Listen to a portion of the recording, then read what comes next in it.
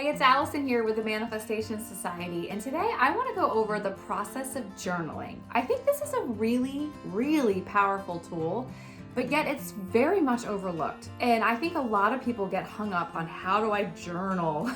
What's the right way to do it? How can I make sure it's going to help me manifest? So I just want to go over some really basic ways that you can use this to help you manifest. And it's really not that hard or that serious. So let's dive right in. Okay, so for me, journaling has been a part of my life for many years. I actually started journaling when I was 12 years old. I vividly remember I was in Michigan at my cousin's wedding, and I had just gotten a brand new journal. I don't really remember where the journal came from, but that's irrelevant. But I remember taking it with me on my trip, and I remember sitting in the bedroom, the guest room, and I remember just like opening it up, and I just started writing. I just started like explaining like what I was doing, why I was in the trip, like what the weekend held or whatever.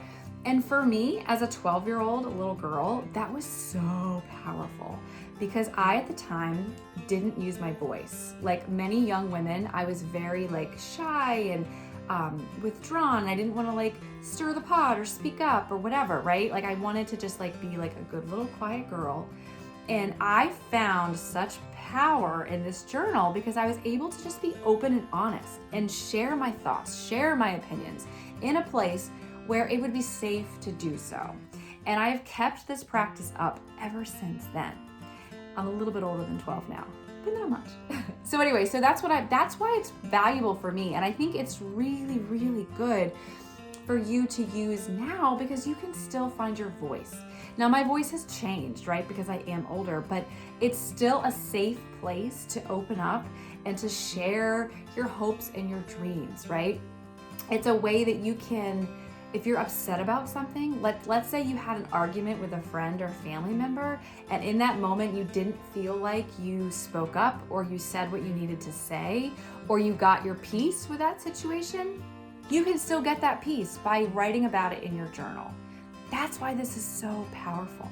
Like how many times have we had conversations or disagreements with people in our lives where it didn't go great, right? It didn't go well, and the other person perhaps was unavailable to really hear what you had to say, or they were sort of already shutting down the situation, and you could just tell that no matter how many times you spoke up or said your truth, they weren't going to hear it.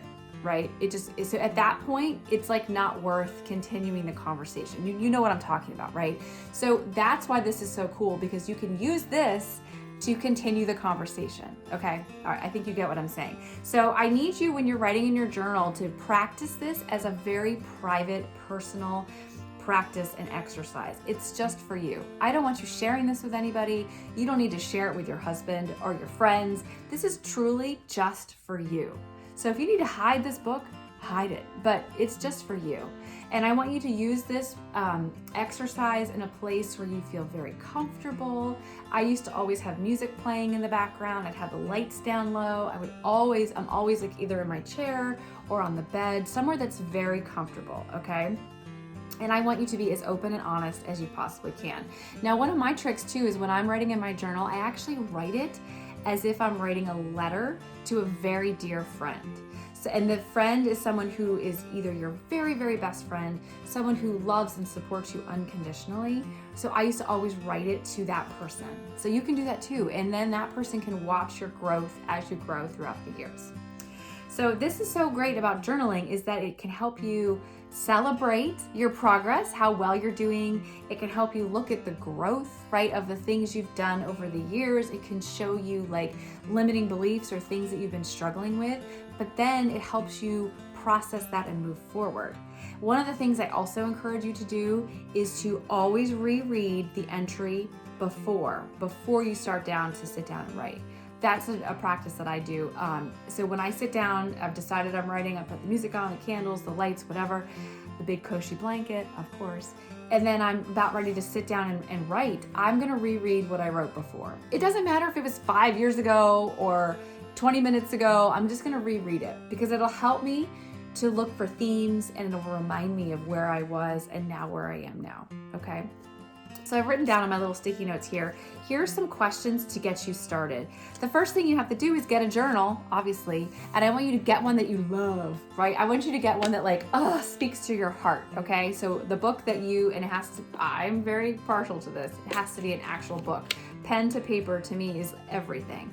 So go to the bookstore, go wherever and find yourself a journal that speaks to your soul. That's your journal. So here's some things that you can write about. You can write out the vision for your best life. You can script out, like, what does my best life look like? What am I doing? Who am I with? Where am I living? Right? Write all that down. You can identify what are your core values. This is a big one. A lot of us don't know. What are our core values? I don't know. Like, what are the things we stand for? What are the things that we would fight for or that we don't believe in, right? Write those down. Write those down. It's good to know those things. You can set out your dream goals. What are you working towards this year? What are you working towards next year? Personal goals, business goals, finance goals, health goals. Write them all down. Then another great thing you can do is gratitude for the present. List out all the things you're grateful for. You have a lot right now going for you, so write all that down.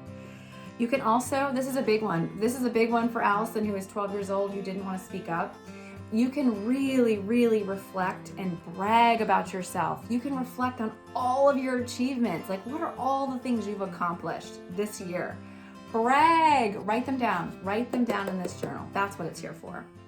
And another favorite of mine is you can write a letter to your high school self. I could right now sit down in my cozy chair and I could write a letter to that 12-year-old self and I could speak to her. I could tell her all the amazing things we have done since I started this journaling practice. Okay, so those are just a few tips on how to journal. I hope you go get yourself a journal today and try this out and let me know how it works out.